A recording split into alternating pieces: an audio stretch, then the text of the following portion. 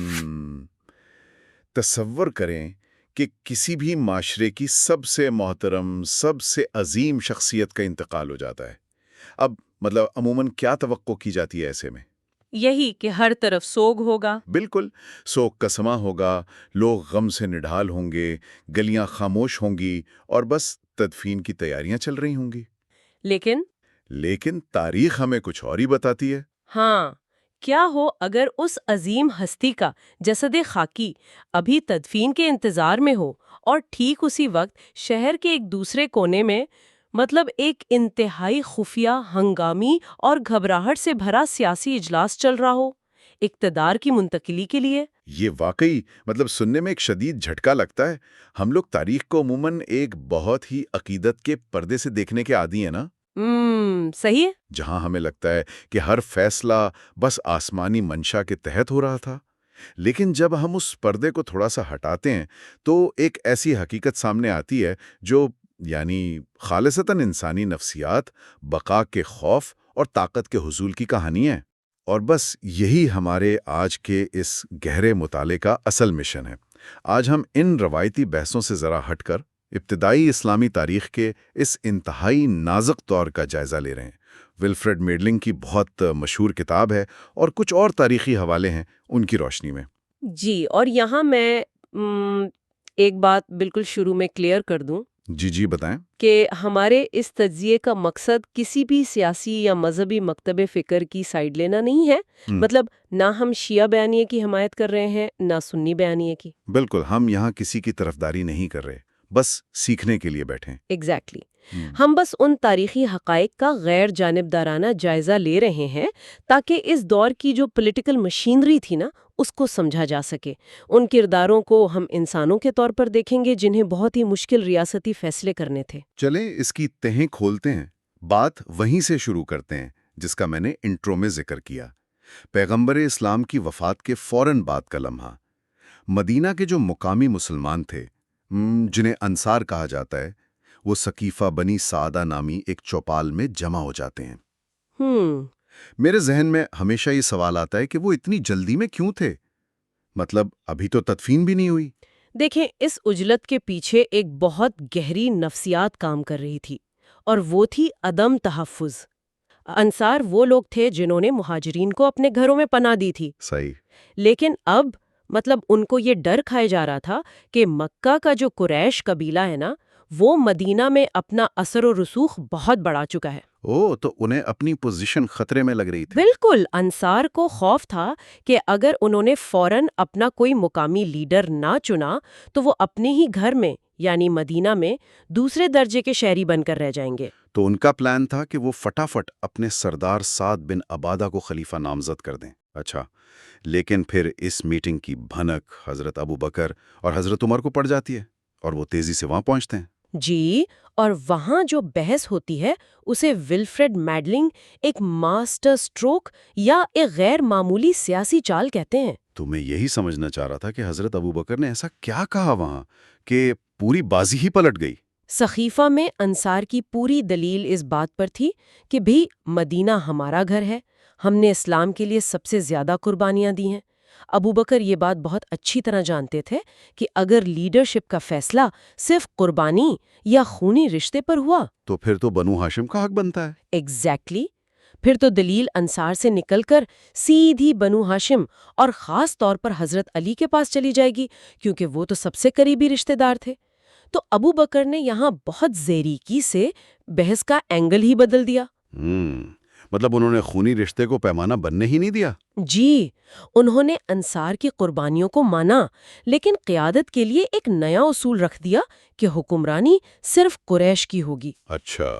انہوں نے دلیل دی کہ پورے عرب کے جو جنگجو قبائل ہیں وہ کسی مقامی انصاری کو اپنا لیڈر کبھی نہیں مانیں گے، وہ صرف قریش کی سرداری پر متفق ہوں گے، کیونکہ قریش کا ایک رعب ہے پورے عرب پر۔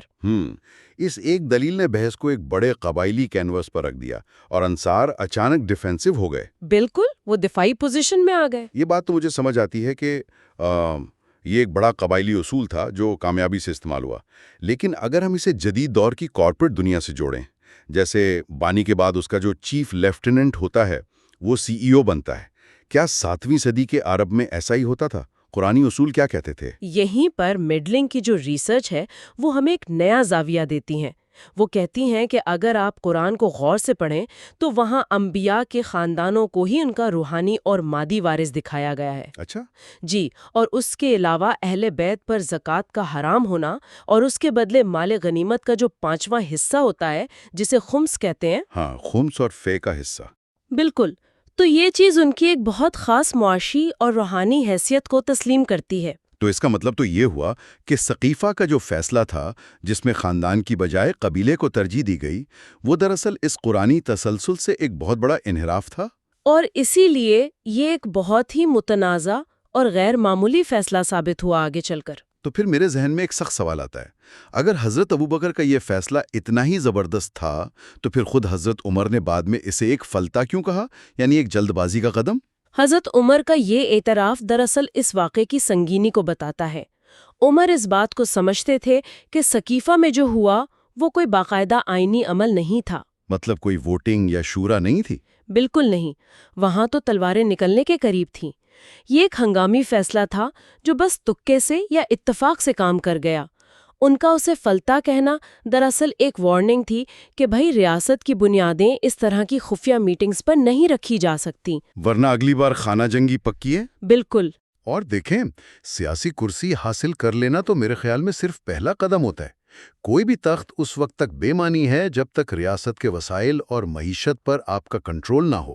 سقیفہ جیتنے کے بعد اگلا بڑا محاذ معیشت تھا۔ جی، اور اقتدار سنبھالتے ہی ابو بکر کے سامنے سب سے بڑا چیلنج آیا دور دراز کے عرب قبائل کی طرف سے۔ انہوں نے کہا کہ ہم مرکز کے خلیفہ کو نہیں مانتے اور اب ہم زکوٰۃ مدینہ نہیں بھیجیں گے، جسے ہماری ہسٹری میں مانین زکوٰۃ کے خلاف جنگیں کہتے ہیں، جیسے مالک بن نویرہ کا واقعہ۔ ایگزیکٹلی۔ اب اسٹریٹجک پہلو سے دیکھیں تو زکوٰۃ کوئی صرف مذہبی فریضہ نہیں تھا، یہ نئی ابھرتی ہوئی ریاست کے خزانے کی لائف لائن تھی۔ ٹیکس تھا ایک طرح کا۔ جی، اگر وہ دور دراز کے قبائل اپنا مال اپنے پاس رکھ لیتے تو وہ کل کو اپنی پرائیویٹ فوجیں کھڑی کر سکتے تھے۔ تو ابو بکر نے زکوٰۃ کو مرکز سے وفاداری کا حتمی پیمانہ بنا دیا۔ یعنی دور افتادہ قبائل کو یہ پیغام دیا گیا کہ مدینے کی حکومت معیشت پر اپنا کنٹرول نہیں چھوڑے گی، اور مزے کی بات یہ ہے کہ یہی معاشی کنٹرول ہمیں مدینہ شہر کے اندر بھی نظر آتا ہے، فدق کی زمینوں کے معاملے میں۔ جی، فدق خیبر کے قریب ایک بہت بڑا اور منافع بخش باغ تھا جو بغیر جنگ کے ملا تھا اور پیغمبر اسلام کے زیر استعمال تھا۔ جب حضرت فاطمہ نے اس کی وراثت کلیم کی تو ابو بکر نے ایک حدیث پیش کی کہ انبیاء کی کوئی وراثت نہیں ہوتی اور وہ جو چھوڑتے ہیں وہ صدقہ ہوتا ہے۔ تو کیا مطلب یہ فیصلہ صرف حدیث کی بنیاد پر تھا، یا اس کے پیچھے اہل بیت کو پولیٹیکلی یا معاشی طور پر کمزور کرنے کی کوئی چال تھی؟ مڈلنگ اس پر یہ تجزیہ دیتی ہیں کہ اس کے پیچھے ایک گہری سیاسی حکمت عملی تھی۔ اگر فدق جیسی بہت بڑی پراپرٹی اہل بیت کے پاس رہتی تو وہ معاشی طور پر اتنے خود مختار ہو جاتے کہ وہ مدینہ کی حکومت کے لیے ایک آلٹرنیٹ پولیٹیکل سینٹر بن سکتے تھے۔ تو ان زمینوں کو ریاست کے قبضے میں لینے سے اہل بیت مالی وسائل سے کٹ گئے اور پولیٹیکلی تنہا رہ گئے۔ بالکل یہی ہوا۔ واقعی طاقت کو مضبوط کرنے کے لیے معیشت کی نبض پر ہاتھ رکھنا کتنا ضروری ہے۔ پھر جب حضرت عمر کا دور آتا ہے تو وہ اسے مزید ادارہ جاتی شکل دیتے ہیں، دیوان کا نظام بناتے ہیں، لیکن مجھے ان کی ایک پالیسی نے واقعی بہت حیران کیا۔ کون سی والی؟ انہوں نے قریش کے بڑے بڑے سرداروں کے مدینہ سے باہر جانے پر پابندی لگا دی تھی۔ مطلب ایسا کیوں؟ یہ بہت انٹرسٹنگ ہے۔ دیکھیں، اس وقت مسلمانوں کی فتوحات شام اور عراق تک پھیل رہی تھیں۔ حضرت عمر ان قریشی سرداروں کے اثر و رسوخ کو جانتے تھے۔ اگر انہیں کھلی چھوٹ مل جاتی تو وہ ان نئے علاقوں میں جا کر اپنی ذاتی جاگیریں اور متوازی حکومتیں بنا لیتے۔ یار، یہ تو بالکل ایسا ہے جیسے کسی کمپنی کا سی ای او تمام بانی ممبران کو ہیڈ آفس کے بورڈ روم میں بند کر دے تاکہ وہ باہر جا کر اپنی پرائیویٹ فرینچائز نہ کھول لیں۔ بہت زبردست مثال دی آپ نے۔ اگر ہم اسے بڑی تصویر کے ساتھ جوڑیں تو حضرت عمر دراصل اس ٹائم بم کو پھٹنے سے روک رہے تھے۔ وہ طاقت کو مرکز میں لا کرنا چاہتے تھے۔ لیکن یہ بورڈ روم والا پریشر کوکر ایک حد تک ہی چل سکا۔ جب حضرت عثمان آتے ہیں تو ریاست کے بنیادی اصول ہی شفٹ ہو جاتے ہیں۔ جی، حضرت عثمان کے دور میں تبدیلی صرف ایڈمنسٹریٹو نہیں تھی، ریاست کا فلسفہ ہی بدل گیا۔ حضرت ابوبکر اور عمر خود کو خلیفۃ الرسول کہتے تھے، یعنی رسول کا نائب۔ مطلب عوام کو جواب دے۔ بالکل، لیکن حضرت عثمان کے دور میں خلیفۃ اللہ کا تصور ابھرا۔ خدا کا نائب؟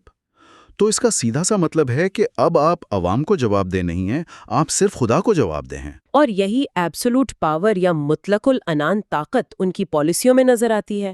انہوں نے بنو امیہ کے لوگوں کو، جیسے مروان کو، بڑی بڑی گورنریاں دے دیں، اور سب سے بڑا فیصلہ انہوں نے فے یعنی عوامی وقف زمینوں کا سٹیٹس ہی بدل دیا۔ اس فے کو تھوڑا سمجھائیں۔ یہ اتنا حساس کیوں تھا؟ دیکھیں، تصور کریں کہ آج حکومت کا ایک فنڈ ہے جو ٹیکس سے چلتا ہے، سڑکوں اور ہسپتالوں کے لیے۔ صحیح۔ اچانک سربراہ کہے کہ قانونی تبدیلیاں ہو رہی ہیں اور یہ سارا پیسہ اب میری خاندانی جائیداد ہے۔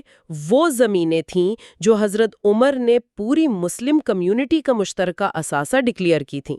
عثمان نے انہیں خلیفے کی ذاتی جاگیر یعنی کراؤن پراپرٹی میں بدل کر اپنے رشتہ داروں کو بانٹنا شروع کر دیا۔ لیکن ویٹ ایک سیکنڈ، مجھے یہ سمجھائیں، حضرت عثمان تو ایک بہت ہی پرہیزگار صحابی تھے، کیا وہ واقعی صرف لالچ میں آ کر پبلک فنڈز بانٹ رہے تھے؟ یہ بات ذرا ہضم نہیں ہوتی۔ اسے سمجھنے کے لیے آپ کو حضرت عثمان کی ذاتی نفسیات دیکھنی ہوگی۔ وہ شروع سے ایک بہت امیر تاجر تھے۔ ان کا مائنڈ سیٹ کلاسک مکہ کے تاجر والا تھا۔ ان کے نزدیک پیسے کو خرچ کرنا، خاص طور پر اپنی فیملی پر، کوئی کرپشن نہیں تھی۔ تو کیا اس کا کوئی مذہبی جواز بھی تھا ان کے پاس؟ بالکل، وہ قرآنی آیات کی تشریح اس انداز میں کرتے تھے کہ چونکہ قرآن رشتہ داروں پر خرچ کرنے کا کہتا ہے تو ریاستی خزانے کو ان پر خرچ کرنا ان کا مذہبی فرض ہے۔ ان کی نظر میں یہ صلہ رحمی تھی۔ لیکن ظاہری بات ہے کہ عوام اور وہ سپاہی جنہوں نے جان پر کھیل کر وہ علاقے فتح کیے، وہ یہ بات ماننے کو تیار نہیں تھے، اور پھر اسی ناراضگی سے بغاوت شروع ہوئی۔ اور یہاں واقعی بات بہت دلچسپ ہو جاتی ہے، کیونکہ ہمیں ایک بہت غیر معمولی منظر دیکھنے کو ملتا ہے۔ حضرت عائشہ کا احتجاج؟ جی، جب انہوں نے مسجد میں رسول اللہ کی چادر اور جوتا لہرا کر خلیفہ کو چیلنج کیا، اس بصری احتجاج کی کیا طاقت تھی؟ یہ اس وقت کی سوسائٹی کا ایک بہت تباہ کن نفسیاتی وار تھا۔ جب انہوں نے چادر اور جوتا لہرایا تو وہ لوگوں کو بتا رہی تھیں کہ دیکھو، یہ پیغمبر کی نشانیاں ابھی پرانی بھی نہیں ہوئیں اور تم لوگوں نے ان کا قائم کیا ہوا نظام پورا بدل دیا ہے۔ اس ایک سین نے تو حکومتی ڈھانچے کی مورل اتھارٹی ہی ختم کر دی ہوگی۔ لمحوں میں چھین لی تھی، اور پھر حالات تیزی سے خراب ہوئے۔ باغی مدینہ آتے ہیں اور پھر وہ جعلی خط پکڑا جاتا ہے۔ وہ جس میں باغیوں کے قتل کا حکم تھا، جو غالباً مروان نے لکھا تھا۔ جی، اس خط نے باغیوں کو اتنا غصہ دلایا کہ انہوں نے واپس آ کر حضرت عثمان کو ان کے گھر میں شہید کر دیا۔ اور اس دردناک واقعے نے وہ پریشر کوکر مکمل طور پر پھاڑ دیا۔ اب ایک ایسا خلا بن گیا جس میں حضرت علی کی اصول پسندی اور معاویہ کی پریکٹیکل سیاست کا ڈائریکٹ ٹکراؤ ہوا۔ حضرت علی کا دور اس بات کی کلاسک مثال ہے کہ جب آپ کے سخت اصول اور عملی سیاست آمنے سامنے آتے ہیں تو کیا ہوتا ہے۔ چارج سنبھالتے ہی انہوں نے پرانے سارے گورنرز کو ہٹا دیا۔ یہ تو بالکل کسی نئے سی ای او کی طرح ہوا جو آتے ہی بورڈ آف ڈائریکٹرز کو فائر کر دے۔ مطلب کیا کسی نے حضرت علی کو نہیں سمجھایا کہ کم از کم شام کے گورنر معاویہ کو وقتی طور پر نہ چھیڑیں؟ ان کے مشیروں نے بہت منتیں کیں، لیکن حضرت علی کا مسئلہ سیاسی نہیں، اخلاقی تھا۔ ان کا موقف تھا کہ ایک کرپٹ نظام کے ساتھ ایک دن کا بھی سمجھوتا ان کے اصولوں کے خلاف ہے۔ تو یہ خالص آئیڈیلزم تھا جو گراؤنڈ ریالٹی سے ٹکرا رہا تھا، اور اس کا نتیجہ جنگ صفین کی صورت میں نکلا، جہاں عمرو بن العاص نے ایک بہت ہی خوفناک سائیکولوجیکل چال چلی، نیزوں پر قرآن اٹھانے والی۔ جی، تصور کریں کہ علی کی فوجیں غالب آ رہی ہیں۔ اچانک شام کی فوج نے اپنے نیزوں پر قرآن کے اوراق لٹکا کر ہوا میں بلند کر دیے اور چلائے کہ فیصلہ تلوار سے نہیں، اللہ کی کتاب سے ہوگا۔ واہ، کیا نفسیاتی چال تھی! علی کی فوج تو مفلوج ہو گئی ہوگی۔ بالکل، اس وقت کے ایک عام مسلمان سپاہی کے لیے قرآن پر تلوار اٹھانا ناممکن تھا۔ حضرت علی سمجھاتے رہے کہ یہ پولیٹیکل ٹرک ہے، لیکن ان کی فوج لڑنے سے پیچھے ہٹ گئی اور انہیں مجبوراً ایک معاہدے پر دستخط کرنے پڑے۔ معاہدہ تحکیم۔ اور یہیں سے خوارج پیدا ہوئے۔ جی، خوارج علی کی فوج کے وہی انتہائی کٹر لوگ تھے جنہوں نے پہلے ان پر دباؤ ڈالا کہ صلح کریں اور پھر خود ہی نظریہ گھڑ لیا کہ چونکہ علی نے اللہ کی بجائے انسانوں کو ثالث مانا ہے اس لیے وہ کافر ہو گئے۔ اباب اور ان کی حاملہ بیوی کو مار دیا۔ لیکن میرا ایک چبھتا ہوا سوال ہے یہاں، جی پوچھیں۔ کیا حضرت علی ان خوارج جیسے چھوٹے گروہوں کو اگنور کر کے اپنا پورا فوکس شام کے اصل دشمن معاویہ پر نہیں رکھ سکتے تھے؟ دیکھیں، جب بات ریاست کی ریٹ کی آتی ہے نا تو ترجیحات بدل جاتی ہیں۔ خوالج صرف بحث نہیں کر رہے تھے، وہ مسلح دہشت گردی کر رہے تھے، عورتوں اور بچوں کو ذبح کر رہے تھے۔ کوئی بھی ریاست یہ برداشت نہیں کر سکتی۔ اگر وہ کارروائی نہ کرتے تو پورا علاقہ انارکی میں چلا جاتا۔ اور اسی افرافت تفریح کا فائدہ معاویہ نے اٹھایا۔ اس نے براہ راست بڑی جنگ کے بجائے لو انٹینسٹی وار شروع کر دی، ہٹ اینڈ رن۔ جی، اس نے سرحدوں پر چھاپے مارنے شروع کر دیے تاکہ علی کے کیمپ میں مسلسل خوف رہے، اور اسی دوران اس نے مصر پر بھی قبضہ کر لیا۔ اور پھر حضرت علی کی شہادت ہو جاتی ہے، حضرت حسن خلافت سنبھالتے ہیں اور وہ بڑی جلدی ایک حقیقت پسندانہ صلح کا فیصلہ کر لیتے ہیں تاکہ مزید خون ریزی نہ ہو۔ حضرت حسن نے گراؤنڈ ریالٹیز کو سمجھ لیا تھا۔ ان کے اپنے کیمپ میں بھی غدار تھے، یہ ان کی پریکٹیکل اپروچ تھی۔ یہ سب سن کر میں سوچ رہا ہوں کہ اقتدار کی یہ گیم کتنی پیچیدہ تھی۔ لیکن یہاں ہم ہسٹوریوگرافی یعنی تاریخ نویسی پر آتے ہیں۔ یہ تمام واقعات ہم تک پہنچے کیسے؟ ہم اس پر کتنا بھروسہ کر سکتے ہیں؟ یہ بہت اہم پوائنٹ ہے۔ تاریخ عموماً گزرے کل کا نیوٹرل ریکارڈ نہیں ہوتی، یہ موجودہ طاقت کو جائز قرار دینے کا ہتھیار ہوتی ہے۔ اور یہاں ہم دیکھتے ہیں کہ تاریخ کو باقاعدہ ہیک کیا گیا۔ کیسے؟ مطلب ذرا مثال دے کر سمجھائیں۔ جیسے ابن اسحاق نے تدفین کی ٹائم لائن کو ہی بدل دیا۔ انہوں نے ثقیفہ کے واقعے کو ایسے پورٹری کیا جیسے یہ بہت پرامن عمل تھا تاکہ نئی حکومت کنٹرول میں نظر آئے۔ یہاں تک کہ میں نے پڑھا ہے کہ قبر کھودنے کے طریقے میں بھی سیاست تھی۔ مکی طریقے سے سیدھی کھودی جائے یا مدنی طریقے سے لحد بنائی جائے، اس میں بھی قبائلی سیاست چھپی تھی۔ بالکل، اور صرف بیانیہ نہیں، نمبرز کو یعنی اعداد و شمار کو بھی ویپنائز کیا گیا۔ Weaponised numbers? جی، مثلاً حضرت عثمان کی عمر 75 سے بڑھا کر 82 سال کر دی گئی تاریخ میں تاکہ ان کی مظلومیت زیادہ ابھر کر آئے، اور حضرت حسن کے خلاف یہ جھوٹی افواہ اڑائی گئی کہ انہوں نے 90 شادیاں کی۔ 90 شادیاں؟ مطلب اس کا مقصد تو یہی لگتا ہے کہ ان کی امیج کو ایک غیر سنجیدہ انسان کے طور پہ پیش کیا جائے۔ بالکل، اور الطبری جیسے بڑے تاریخ دانوں نے بھی الوقادی کی سچی روایات کو دبا کر ان جھوٹی داستانوں کو فروغ دیا جو حکمرانوں کو سوٹ کرتی تھیں۔ میں اس کو ایسے دیکھتا ہوں کہ اگر کسی کی ہڈی ٹوٹ جائے تو ایکس رے مشین ٹوٹی ہوئی لکیر بالکل صاف دکھاتی ہے، لیکن کیا ہو اگر وہ ایکس رے مشین ہی کسی نے ہیک کر لی ہو؟ واہ، کیا بات کی ہے! بالکل یہی ہوا کا ابتدائی تاریخ کے ساتھ۔ تو سننے والوں، اس سب کا اصل مطلب کیا ہے؟ تاریخ صرف نام اور تاریخیں یاد کرنے کا نام نہیں ہے، یہ انسانی نفسیات، طاقت کے کنٹرول اور معلومات کو ہیک کرنے کو سمجھنے کا نام ہے۔ بالکل، ہمیں تاریخ کو ہمیشہ ایک تنقیدی نظر سے دیکھنا چاہیے۔ اور آخر میں ایک بات آپ سب کے سوچنے کے لیے چھوڑنا چاہتا ہوں۔